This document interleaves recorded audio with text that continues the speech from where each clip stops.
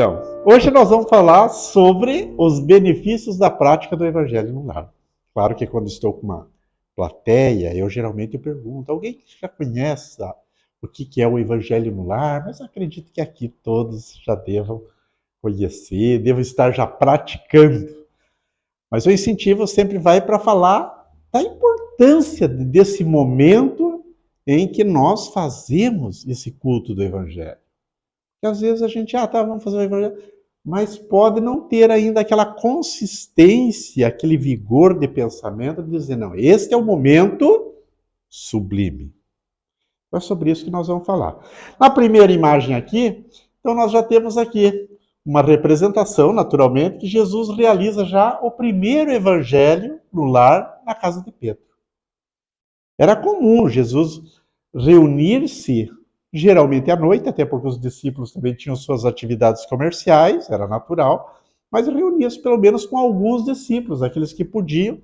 Ele realizava, já começou na casa de Pedro, e sempre procurava distender alguma mensagem a partir de alguma problemática e trazia sempre um fundo de cunho moral. Então começou tudo lá. E, naturalmente, que a doutrina espírita também assume essa prática, né? Quer dizer, também acrescenta como fundamental na nossa vida. Deixa eu ver onde é que estão as flechinhas aqui. Aqui, né? É na flechinha, é isso? Tá. Essa tecnologia um é diferente do outro, gente. Então vamos lá. Eu vou olhar aqui, que às vezes os meus óculos aqui confundem uma letra com a outra. Então, eu acho que eu passei uma, não passei? Deixa eu ver aqui. Não é essa mesmo, está correto. Então vamos lá. O Evangelho no lar. O que é o Evangelho no lar? É uma reunião singela, fraterna, em que os membros da família consagram alguns minutos importantes para falar em Jesus, dedicar-se à oração e alimentar a alma. Então é um momento para que nós falemos de Jesus. Por isso que é Evangelho no lar. Falando de Evangelho, estamos falando da Boa Nova, inclusive a casa, aqui já tem Casa Espírita Boa Nova, tem tudo a ver. Então é um momento que nós dedicamos, né, com a família esses instantes para falar das passagens evangélicas. Opa, aqui de novo. A prática no Evangelho no lar modifica o padrão vibratório dos nossos pensamentos, porque todos nós vibramos. Todos nós vibramos. E nossas vibrações vão depender muitas vezes do ambiente, de como estamos pensando, como estamos agindo, como estamos na sociedade, no nosso dia a dia, enfim. E vai criar o quê? Defesas magnéticas na psicosfera do ambiente da nossa casa, desestimulando ações maléficas. É uma segurança espiritual que passa a funcionar em benefício de todo o grupo. Então, veja, nós conseguimos modificar essa psicosfera do ambiente. Essa psicosfera que aqui nos envolve, nós podemos torná-la agradável ou desagradável, de acordo com como que estamos pensando. Então, naturalmente, quando vamos em algum local, às vezes não nos sentimos muito bem ou nos sentimos muito bem, a depender do local. Como é que está a vibração naquele ambiente? Chega um momento que a gente já prefere algo mais calmo, algo mais tranquilo, nada daquela música alta, estridente, não dá nem para conversar. Não é mais ou menos assim? Então, é quando a gente já se ambienta com essas energias, né? Esses pensamentos, e faz com que a gente se sinta bem. E é uma segurança espiritual no sentido de que é como se uma constituição de uma redoma ao nosso redor que impossibilita que energias negativas ou a ação de espíritos que ainda, infelizmente, se comprazem com o mal, possam adentrar o nosso ambiente. Então, vejo como o ambiente doméstico se torna muito mais agradável e propício à ação dos bons espíritos. Aqui, gente, olha, o cachorro de rua chamado Gordo, é um exemplo de animal pontual ao culto do Evangelho no Lar, que é realizado às 9 horas lá no Colégio Allan Kardec, em Sacramento, Minas Gerais. Eu até fiz uma flash para mostrar que o gordo é o cachorro, tá, gente? Senão vocês podem aqui dizer, mas quem é o gordo ali, né? Não, é o cachorro, tá? Então, é um cachorro, claro, agora já partiu, desencarnou. Mas é incrível, gente. Eu fiz algumas viagens para Sacramento, todo ano a gente está lá, né? Agora este ano tem 2 viagens para Sacramento aí, dia 15 e dia 22. Então, estamos levando aí 2 excursões. E esse cachorro aqui era incrível. Cada vez, às vezes eu passava uma semana em Sacramento, minha esposa gosta muito para lá, a Dilva, né? Acho que vocês devem conhecê-la. E ela também presenciou isso. Sempre às 9 horas é realizado o evangelho. E aí tem que adentrar o colégio, vai lá numa sala, meio um labirinto, lá naquela sala se realiza o evangelho no lar. E olha, movimento de pessoas da cidade. Por incrível que pareça. Questão de 10, 15 minutos antes, o cachorro chega. Ele adentra pelo portão, ele vai lá naquela salinha, ele deita num local que não atrapalhe ninguém, assiste a todo o evangelho, participa, na verdade, e quando chega ao final, o público sai e ele sai junto e volta para a rua. Não é incrível isso? Se um cachorro consegue já sentir essas vibrações, se sente bem, é natural que nós também sintamos essa energia. Então, isso eu trouxe como um exemplo de que os animais também sentem as vibrações do ambiente. Eles sentem, né? O cavalo, o cachorro, o gato, enfim. Quando o culto do evangelho no lar é praticado fielmente, aqui nós estamos falando de fielmente, né? Porque de repente eu jogo agora Flamengo e Vasco, que até o rapaz do aplicativo veio me trazer, ele disse, essa é a última corrida que eu vou fazer, porque eu quero assistir o meu Vascão. Eu digo, ufa, né? Não é Flamengo. Então, assim, aí de repente a pessoa pensa, mas hoje tem um jogo, eu não vou perder. Não. Se nós assumimos o compromisso de que é aquele dia, aquele horário, nós não devemos jamais ficar transferindo. Não, mas hoje é porque é um dia, vai ter alguma exceção que realmente não dê para até tranquilamente.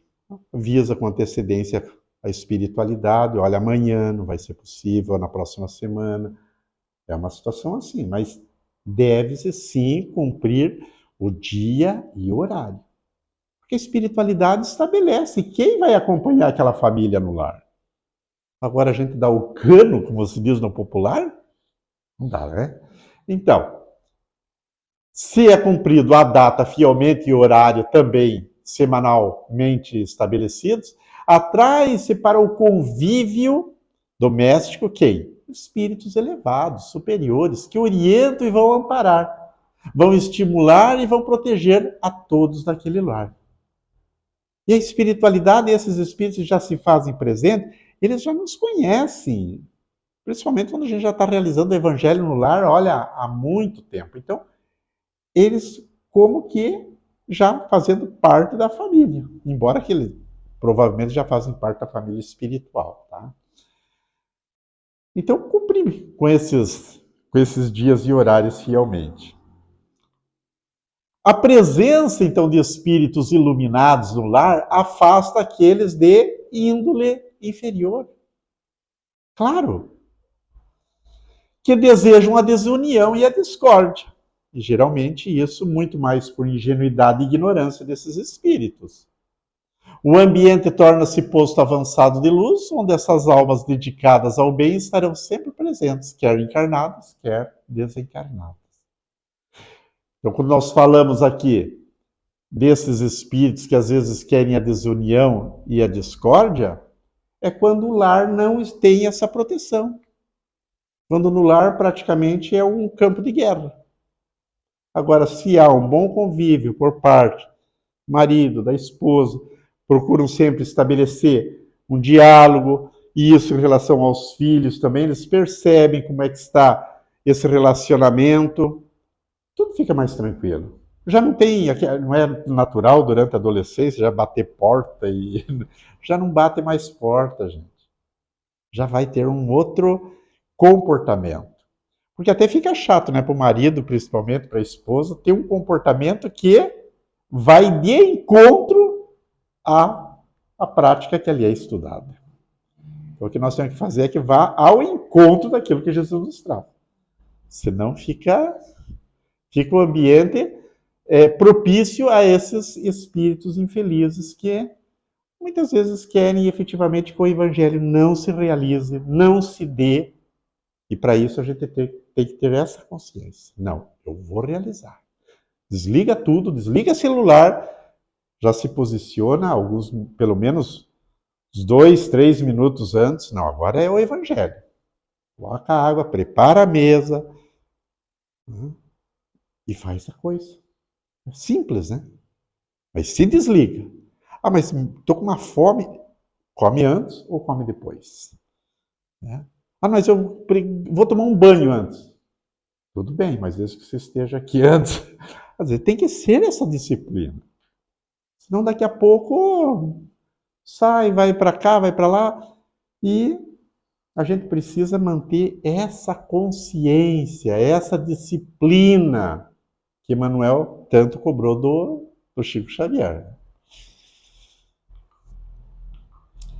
As pessoas habituadas à oração, ao estudo e à vivência cristã tornam-se mais sensíveis às inspirações dos espíritos mentores ou anjos de guarda. E isso é uma realidade.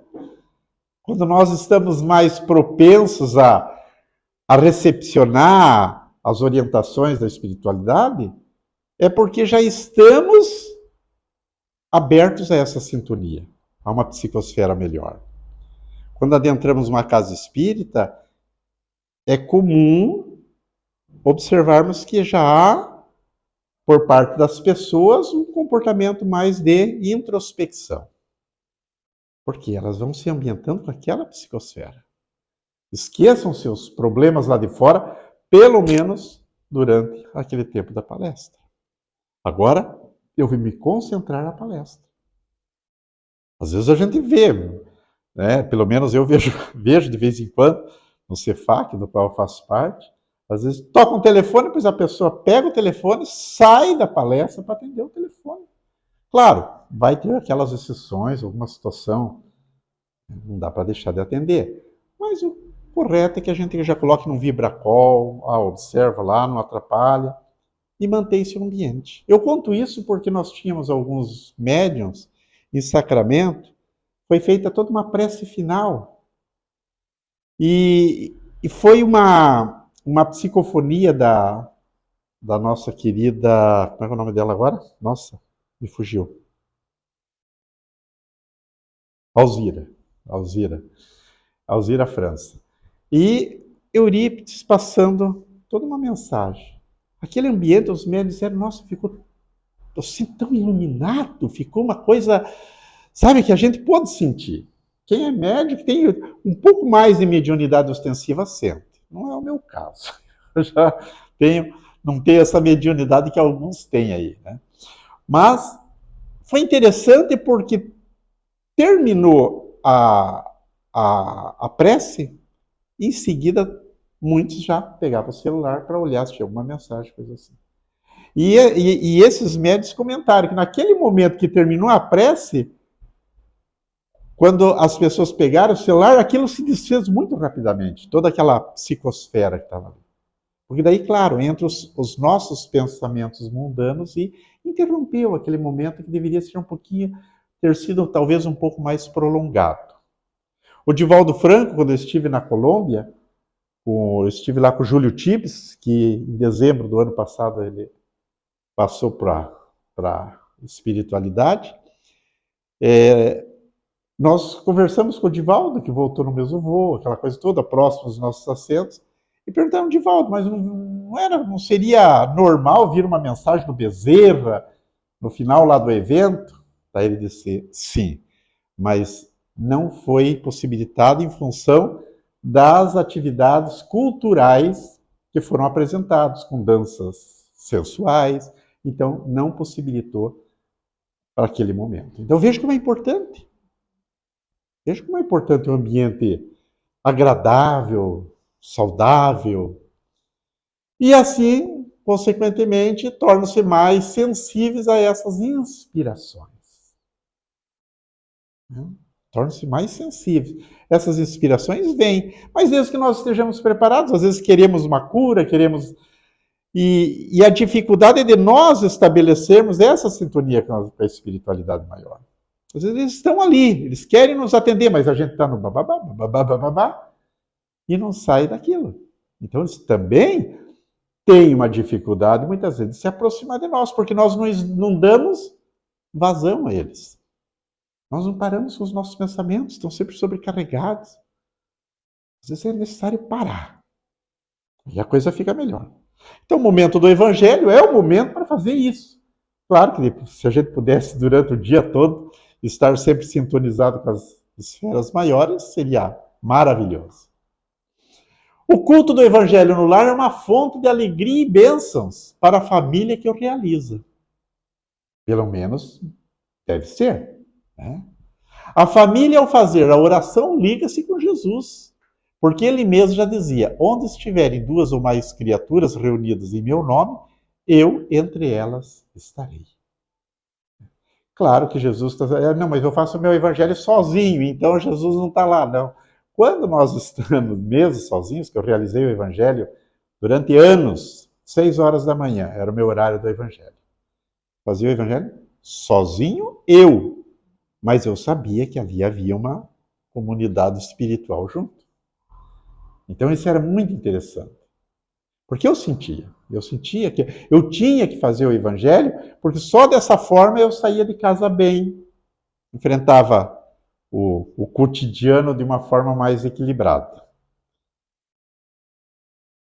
Aqui o evangelho no lar, olha só, espitirinhas, é isso mesmo, tá? O garoto já está ali, né? Já vai começar o evangelho e vou ter que fazer sozinho novamente. Né? Olha os espíritos ali, é o que ele pensa. Quer dizer, nós nunca estamos órfãos. Nós sempre estamos bem acompanhados. E ali estão os espíritos, então. Enquanto você realiza uma palestra aqui, em que podemos dizer, bom, tem esse número de encarnados, mas o número de desencarnados é sempre superior. É sempre superior. E aí, vai além das paredes físicas. Tem pelo teto, tem pelo solo, abaixo ainda, né, pelas paredes, porque eles não têm necessidade de ter uma cadeira como nós temos para se sentar para assistir a palestra. Não, estão em todos os cantos para o que a gente pode observar. Então tá aí, sempre estamos acompanhados. Imediatamente, o que ocorre, né, durante o Evangelho? Os mensageiros do Cristo vêm ao encontro do lar, onde ajudam no ensino e entendimento dos ensinamentos do Mestre. O Evangelho é luz, e quando chega em nossas casas, o que ocorre? As trevas batem em retirada. Tem espírito que não gosta de trabalhar, tem espírito que não gosta de atividade no bem. Às vezes há uma dificuldade tão grande de convidar alguém, vamos lá, vamos assistir uma palestra, olha, vai ter um seminário, vai ser muito importante a gente conhecer um pouquinho desse lado espiritual. Não. Aí tem aquela velha frase que me veio agora, um amigo meu falou, que é o tal do sequequé. Não sei se vocês já ouviram falar do sequequé. A pessoa, quando se faz um convite assim, ela sequequé. Quer dizer, vem uma desculpa. É que eu já assumi um compromisso. Tem isso, gente. Então, eu sabe o que é. Né? Mas, se convida, olha, vai ter uma festa lá, a gente vai ter cervejada de graça. Ah, daí não precisa nem fazer convite. Escuta, mas posso ir também, né? Quer dizer, aquilo que agrada o imediato. Né? Então, é interessante isso, porque uma reunião assim, nossa, ela traz tantos benefícios. Fazer o bem traz benefícios. Mas de vez em quando a gente ouve, tá, mas o que eu ganho com isso? Geralmente vem essa pergunta. O que eu vou ganhar com isso? É algo muito imediatista. Às vezes nós ganhamos tanta... Às vezes não, eu posso dizer que sempre. Nós ganhamos tanta saúde, tanta disposição, menos problemas na vida. Por quê? Porque a gente está atuante. Porque a espiritualidade vem até a... Não, mas ele está trabalhando. Ah, deixa para lá então. Precisamos aplicar a lei de Talião. Encontra o trabalhador ativo. Deus dá esse corpo para nós para fazer o quê? Para agir. Tudo que eu não coloco essas minhas mãos aqui em movimento, pode ser que num outro momento Deus diga, olha, tuas mãos não fizeram nada. Por isso aquelas frases assim que são meio chocantes do Cristo, né? É melhor cortá-la e jogá-la fora, né? Arranca o teu olho se é motivo de perdição. E Jesus estava sendo bem coerente na instrução. Porque se a gente quer garantir efetivamente um lugar melhor, vamos colocar, né, os nossos propósitos nas ações diárias e realizá-las da melhor maneira. Então as trevas se batem em retirada, porque eles não suportam aquele ambiente. Mas eles vão ficar pensando lá, vão ficar... Eles não suportam isso. E aí a tendência é cair fora. Mas sempre vão ficar aqueles espíritos que já estão despertando para uma nova realidade. A realidade espiritual, eles sabem. Né? Mas alguns ainda se mantêm. Daí a gente pensa, mas por que Deus já não pega esses espíritos? O respeito ao livre-arbítrio é fundamental. Lembra daquele filme O Todo-Poderoso? Qual é o nome dele? Jim Carrey. Deus não deu a possibilidade para ele, então, não, então você governa, já que você acha que é. Aí ele viu o que era. E o que ele tentou fazer? Beneficiar ele mesmo. Primeiramente ele pensou em beneficiar a ele mesmo. E ele tinha aquela namorada dele, lembra? Ele impressionava, ele laçava a lua, puxava mais perto. Nossa, como a lua está maravilhosa. Estava bem mais perto, puxou até próximo da janela. Mas o que ele não conseguiu, vocês lembram? Ter o amor dela. Ele não conseguiu, ele estava fazendo tudo com aqueles gestos dele. Mas é o respeito. Deus respeita o nosso livre-arbítrio. Então ele vai dar o tempo. É como o filho pródigo, está mais do que natural a passagem do filho pródigo. Permite que o filho vá. E por si mesmo ele retorna. Porque ele percebe, não, na casa do meu pai nunca me faltou nada. Então deixou que o filho saísse. E esse é o livre-arbítrio. Ele poderia dizer, não, você não vai, não vou te dar parte da herança. Não. O pai foi e agiu efetivamente como deveria de agir. Então as entidades, durante o Evangelho no Lar, olha só, as infelizes, né, chegam a sentir verdadeiros choques ao tentarem se intrometer nos lares em que se pratica o Evangelho no Lar. E é realmente como se fosse choque, esse choque elétrico.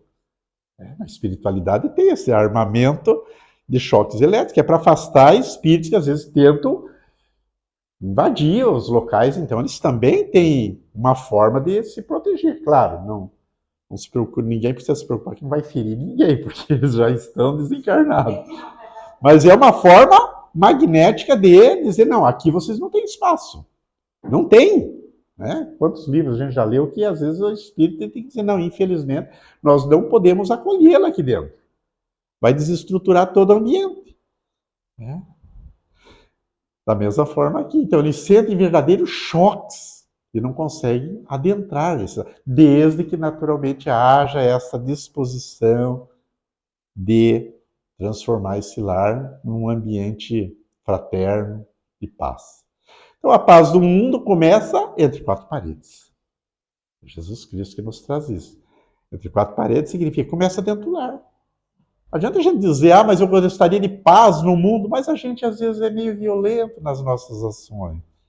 Nem mesmo dentro de casa, às vezes temos a paz de que tanto desejamos para o mundo. Não, tem que começar dentro de casa, aos poucos ir levando para outros locais. O espírito Joana de Ângeles, todo mundo sabe que o espírito Joana de Ângeles é aquele espírito mentora do nosso querido Divaldo Franco, né? E o Divaldo sempre diz, não, Joana, de vez em quando ela bota ele na linha, ele diz, não, foi Joana, né? Então, para ele sabe que tem que andar na linha. Então, Espírito Joana de Ângeles, na sua obra Mestre de Amor, nos faz esse nobre convite. Dedica uma das 7 noites da semana ao culto evangélico no lar, a fim de que Jesus possa pernoitar em tua casa. Não é lindo isso, gente? A fim de que Jesus possa pernoitar na nossa casa. Ah, eu realizo o evangelho no lar, tal dia, tal horário. Ótimo. Ah, mas tem gente que realiza 2 vezes por semana, não tem problema. Tem gente que realiza 3, 4, 5, não tem problema. O importante é que realize.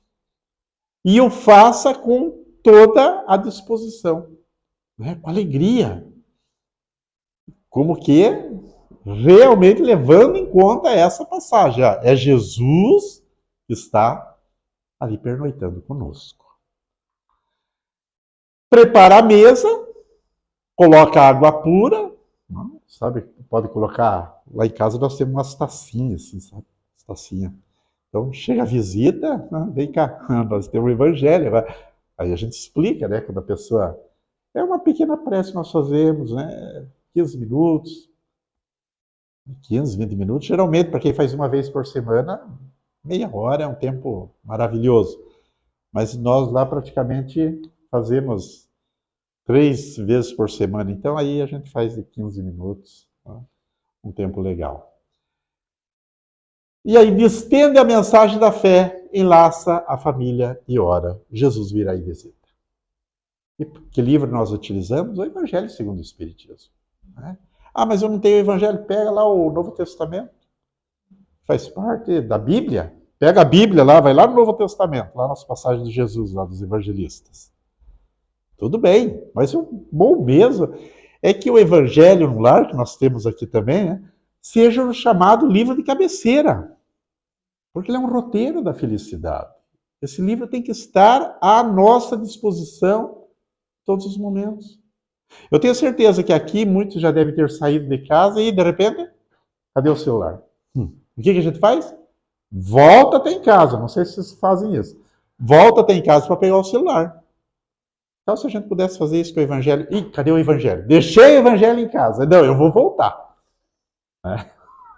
Sendo o Evangelho, a gente deixa, né? Agora, o celular, nem pensar. Então, a gente deveria fazer com o Evangelho também. Aqui na passagem, então, quando uma família ora em casa, reunida nas blandícias do Evangelho, quer dizer, no acolhimento do Evangelho, toda a rua recebe o benefício da comunhão com o alto. Então não é só na casa da gente que vamos receber esse acolhimento, essas blandícias, mas também os vizinhos também são beneficiados com essa psicosfera. Eu já disse, eu gostaria de morar ali próximo ali do Cefac.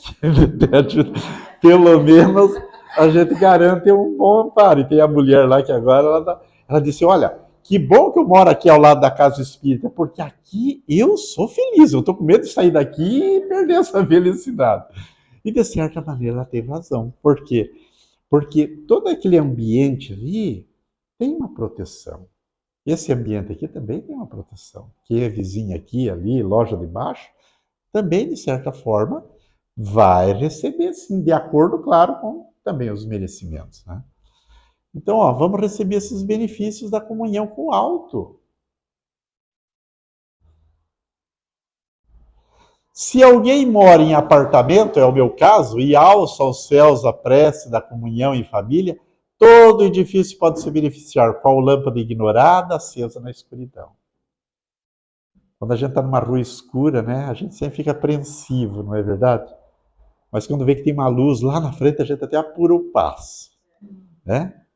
Então a luz é uma forma de trazer um pouquinho mais de tranquilidade, acalmar. Da mesma forma, até a caixa d'água que tem no prédio também, minha esposa costuma fazer isso, ela pede pela caixa d'água do prédio. Pode parecer assim coisa meio absurda, mas não, a espiritualidade vai lá e pode ter certeza, ajuda no processo de magnetização daquela água. Assim como na casa espírita, pelo menos antes da pandemia, Aqueles copinhos d'água podem parecer assim meio distante da realidade, mas a espiritualidade organiza aqueles copinhos d'água, vai fazer a manipulação dos elementos de acordo com a necessidade de cada um. Sabe, não, aí você está indo longe demais.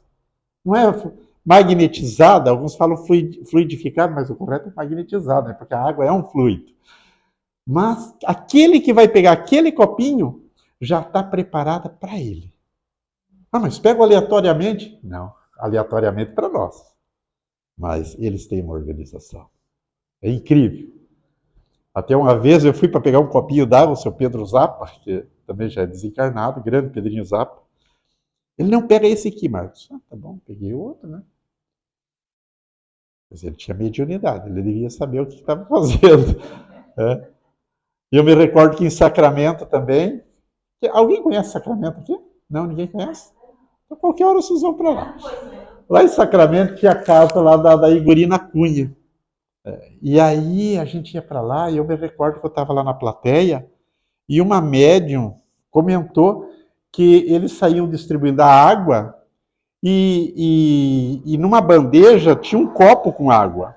Um copo com água grande, assim. E ela tinha uma cor de, assim, como se tivesse ouro, assim, que acabava tendo aquele brilho do dourado mesmo. E ela disse que ficou olhando, mas para que é esse copo d'água?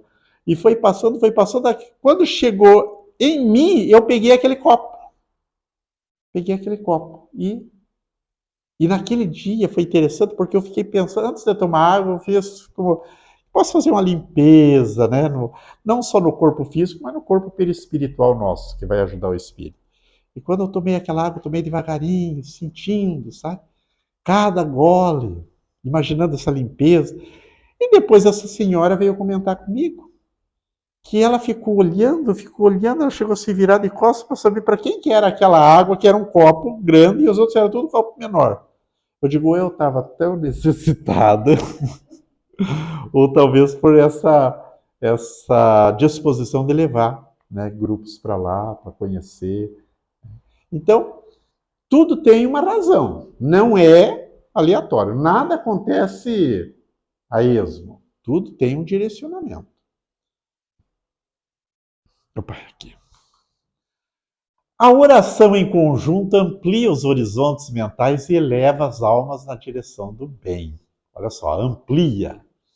O clima criado nos instantes do culto do Evangelho favorece o entendimento e a fraternidade, pois cada um se coloca mais perto do outro e em posição mental receptiva ao amparo dos benfeitores invisíveis.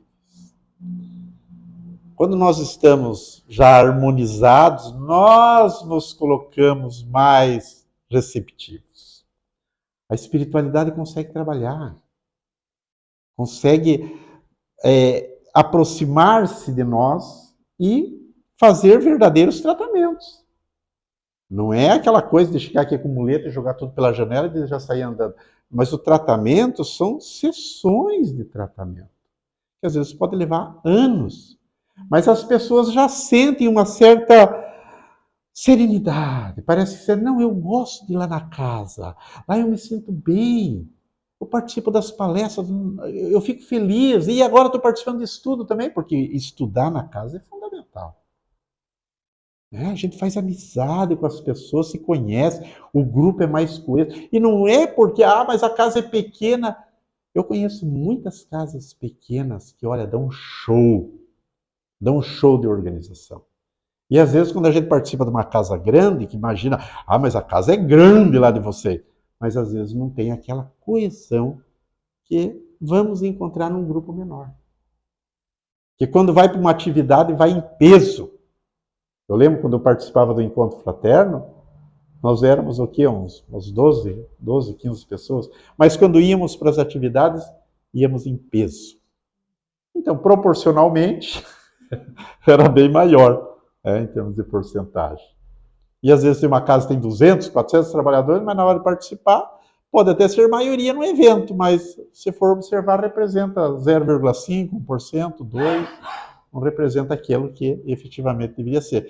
Então nós encontramos isso, e eu encontro essa receptividade naquelas casas que se pode dizer que são menores, mas fisicamente são menores. Mas em termos assim de expansão espiritual, elas são enormes, gente. São enormes, tá? É todo mundo estar engajado no trabalho. Ok?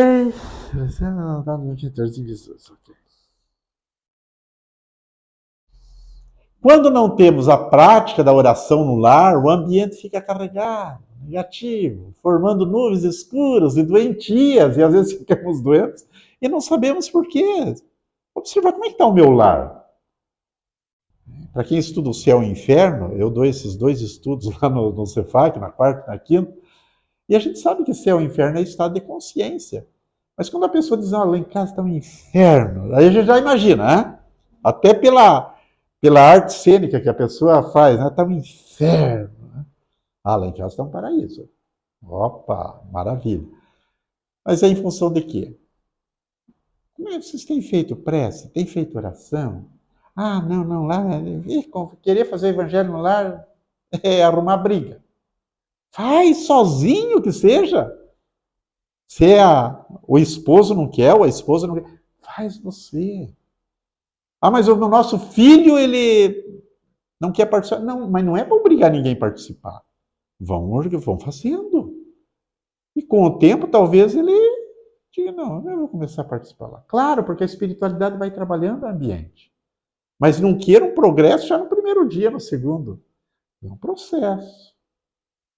Pode levar até anos. Mas a semente está sendo plantada, regada. Li inteiro? Não li, né? Que não são visíveis ao olhar humano, mas existem, como existe no firmamento da crosta terrestre. O produto das mentalizações da humanidade. Os espíritos nos dizem que traz essa informação de que os nossos pensamentos são muito pesados. São muito pesados, isso dificulta a ação deles. Mas os espíritos não podem tudo? Podem, eles até podem, mas só que eles não podem agredir o nosso livre-arbítrio, eles têm que nos respeitar. Os espíritos, ainda que se comprazem com o mal, esses não respeitam o livre-arbítrio. Eles vêm e atacam, fazem as obsessões, não querem nem saber. Agora, a espiritualidade já tem um aspecto intelecto-moral desenvolvido, eles respeitam. Assim como nós, às vezes, respeitamos também aqueles que estão ao nosso lado. Eu costumo sempre perguntar para minha esposa, eu utilizo o verbo do futuro condicional. Você gostaria? Você gostaria de almoçar fora? Eu sempre vou com esse gostaria. Você vai dizer, não, eu não estou. Tudo bem. Agora o que não dá para ficar é na pressão, não, porque daí eu estou agredindo o livre-arbítrio do outro. Então é sempre no convite. O que você acha? É assim, e ao respeito também. Então, por quê? Porque o Evangelho no lar nos ajuda nesse sentido. Muito. A respeitar o outro, e quando a gente às vezes diz ali, olha, eu exijo respeito, eu acho tão assim, dispara essa expressão, dizer eu exijo respeito, porque o respeito você conquista. Exigir respeito do outro, se o outro não tem respeito, é direito dele. A gente vai conquistar o respeito. Mas exigir, não dá para exigir, né? Então é conquista.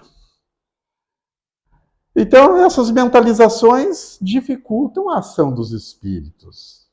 É como uma criança que a gente vai vacinar, né? Ou mesmo, vamos ser bem sinceros, um homem adulto que vai levar uma vacina. Ele já chega todo apreensivo. A mulher é mais tranquila, né? Já arregaça a manga aqui, aplica aí. Agora tem homem que é complicado. Que enfermeiras se viram quase malucas para aplicar uma simples injeção.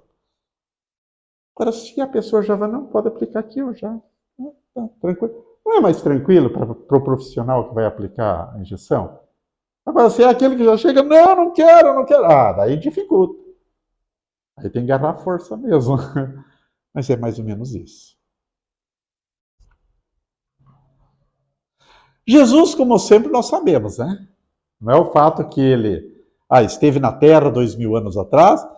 Não, ninguém está órfão, ele está mais do que nos protegendo, está cuidando do nosso planeta, toda a humanidade nele existente, e ele ainda cuida de outras civilizações e humanidades aí pelo universo. Então não é só a Terra, não. Quando a família busca a luz dos ensinamentos de Jesus, com fé, com amor, na prática do Evangelho no lar, estas formas de pensamento negativos são dissolvidas, assim que a luz dos benfeitores espirituais encontrem o acesso aos lares e aos corações, claro. Já viram aquela expressão? Quanto mais eu rezo, parece que mais fantasma me aparece? Está faltando fé. Quando falta fé, essa frase vem naturalmente. Então, não há como essas formas de pensamento negativas permanecerem no ambiente. Basta que esse ambiente seja elevado pela mentalização daqueles que fazem parte. Senão a coisa não acontece. Já viram aqueles efeitos poltergeist? Quem entende alemão aqui, poltergeist, eu acho que é espírito. Alguém sabe a tradução de poltergeist? Né? Que são aqueles espíritos que é um fenômeno que ocorre. Já viram aquelas autocombustão de colchões, aquela coisa toda? Aí a pessoa, eu quero ir embora daqui porque começa a pegar fogo em tudo, e realmente isso acontece. Né? O que é isso? É um fenômeno físico, que na doutrina espírita nós sabemos que é provocado por quem? É pelo demônio? Não, demônio não existe. Existem forças, entidades, né? Que ainda se compraram no mal, unindo forças, até pode causar certos efeitos. Agora, é do médium. O médium tem a mediunidade de efeitos físicos, ele mesmo produz, mas não sabe que é ele. Por ignorância. Quando passa a estudar o que efetivamente ocorre. Oi? Fantasma barulhento, né? Sabia que tinha alguma coisa a ver com o espírito. Então é fantasma barulhento, poltergeist, né? Que é em alemão isso aí. E ele mesmo provoca aquele fenômeno. Mas acredito que seja coisas sobrenaturais, que tudo é natural, não existe nada de sobrenatural. E por mais que diga que quero ir embora daqui, se ela for lá para qualquer outro canto do mundo, não vai deixar de acontecer, porque é dela. Claro, a prece e tudo mais vai ajudar? Claro que vai ajudar. Vai ajudar, mas a pessoa também tem que buscar compreensão. A maioria dos médicos que estão nas casas espíritas é porque buscaram, porque as suas religiões não atendiam no sentido de exemplificar, explicar o que estava acontecendo, e a casa espírita tem esse know-how no sentido de dizer, olha, isso aí é mediunidade. Ah, mas tem como tirar de mim? Não, não tem como tirar. Não é assim. Você vai ter que conhecer, saber se disciplinar para poder conviver com isso. Não é assim de querer tirar. Não é à toa que a gente... Porque até a mediunidade não é questão espiritual. A mediunidade é orgânica, que possibilita que daí sim haja vidência, audiência, psicofonia e tantas outras formas de mediunidade.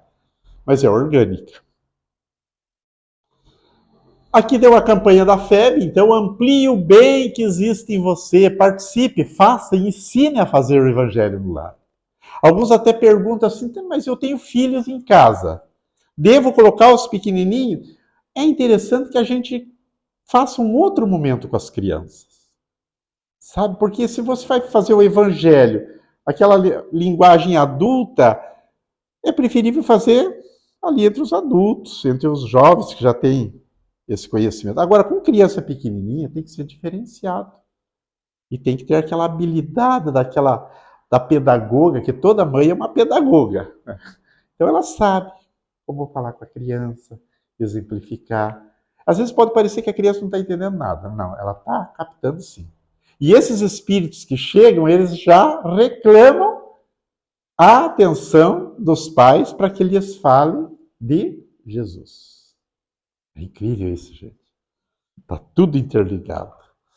Então aqui, a porta do nosso coração tem trinco somente do lado de dentro. Por isso Jesus nos bate a porta. É aquela questão do respeito ao livre-arbítrio. Então veja que na porta não tem o trinco. Jesus tem que bater a porta. E só pelo lado de dentro que a gente consegue abrir a porta do coração. Então, quem vai determinar se Jesus entra ou não entra somos nós. Somos nós. E aí, olha só, foto bonita, né? Aquele Jesus sorridente, que geralmente traz assim sempre com aquela feição séria, né? Jesus. E então, vamos permitir que Jesus entre em nosso lar pelo menos uma vez por semana? Claro que sim, né? Vamos permitir.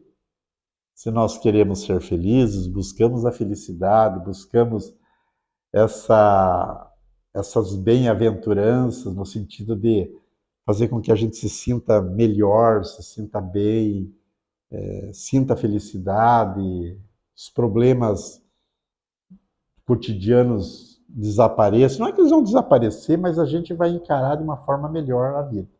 Mesmo diante de uma doença, tem uns que encaram com revolta, mas tem uns que já encaram com toda tranquilidade.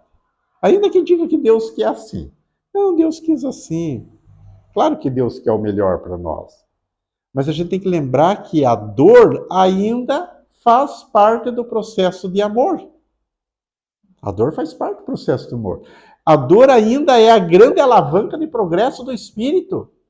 Alguns dizem, ai, eu sou livre, eu quero sempre ter saúde para poder trabalhar. Nem sempre a saúde significa felicidade. Por quê? Quando a gente vê que uma criança vai nascer, a primeira coisa que a gente diz é importante que tenha saúde. Mas quantos têm saúde e detonam a sua saúde? Nas festas e baladas e bebidas, detonou a saúde. Às vezes aquela pessoa que eu não digo que está doente, mas já é doente, já tem alguma limitação, ela consegue se cuidar melhor, já perceberam? Diz, não, isso aqui eu não posso comer. Nossa, se eu comer isso aqui eu fico mal uma semana. Ela sabe. Parece que o doente se cuida muito mais do que ele tem saúde. Porque não, eu tenho saúde, tem que aproveitar. Mas quando a gente tem o evangelho dentro de casa, a gente já passa a perceber como é que está a minha vida, como é que está a minha alimentação, como é que está a minha disposição de trabalhar, de fazer o bem, não só no aspecto material, profissional, que tenha com remuneração, mas sim uma atividade voluntária. O que eu tenho feito? Se eu quero Jesus ao meu lado e quero ser feliz, eu tenho que começar, pelo menos já me preparando para receber essas benesses. Mas vai depender de quem? Depende da gente. Né? Jesus sempre perguntava, vocês já perceberam? Ele nunca curava assim. Ele sempre perguntava, o que queres? Se fosse eu, diria, pelo amor de Deus, não dá para perceber? Tu não és mestre? Mas ele deixava a pessoa sair um pouquinho daquele orgulho e dizer, não, eu gostaria que me curasses. Tá? E ele sempre dizia, né? Tu tens fé? Claro, na hora, muitos se apresentavam, sabiam, é ele o cara, ele vai me curar. Jesus realmente dava um empurrãozinho, gente. Porque quem efetivamente se curava era aquele espírito encarnado. Né? Jesus sabia, não é à toa que ele está assim, que ele está limitado. Mas dava um empurrãozinho. E aí a cura se dava, ele dizia, a tua fé te curou. Agora vai e não peques mais. Era como se você dissesse assim, ó, cuida com teus pensamentos, procura agir no bem, não fique desejando mal para os outros, não mate mais ninguém, porque era muito comum, todo mundo tinha do seu currículo, já matei tantos. Né? Mas muitos daqueles que Jesus também propiciou que houvesse a cura, voltaram a ter os mesmos problemas. Voltaram a ter os mesmos, porque não houve mudança de comportamento, de ação, de pensamento. Aquela que era cega, quando tinha dinheiro, tinha seus capatazes, mandou matar todo mundo, aqueles que zombaram dela. Aquele que foi recolhido lá pelo telhado, e estava há 25 anos numa maca, no primeiro momento que saiu dali, o que ele fez?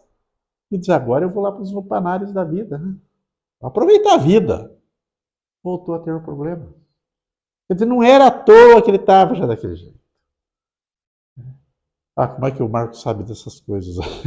O Divaldo Franco fez uma palestra e ele traz essas informações de alguns desses que foram curados, mas tiveram esse problema. Né? Voltaram a ter o problema, então não era à toa.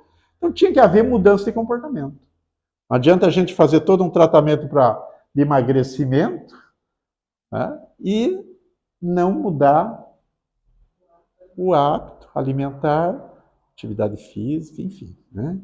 Então a gente precisa primeiramente disciplinar aqui, ó, nossa mente, que no fundo é o espírito, somos nós. Precisamos disciplinar. Gente, Jesus sempre está nos orientando. E aqui eu coloquei umas palavras na boca dele, tá? Façam uma boa semana. Que Jesus nos abençoe sempre.